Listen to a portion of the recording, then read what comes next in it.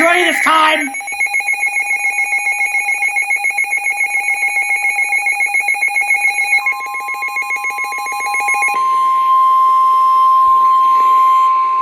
The National Weather Service in Sterling, Virginia has issued a severe thunderstorm warning for southeastern Washington County in north-central Maryland, southwestern Frederick County in north-central Maryland, east-central Jefferson County in the panhandle of West Virginia until 5:15 p.m.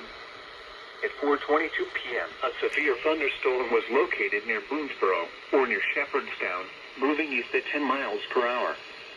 Hazard, 60 miles per hour wind gusts and quarter-size hail. Source, radar indicated.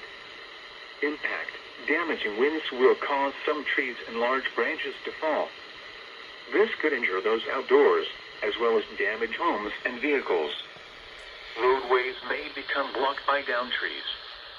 Localized power outages are possible. Unsecured light objects may become projectiles.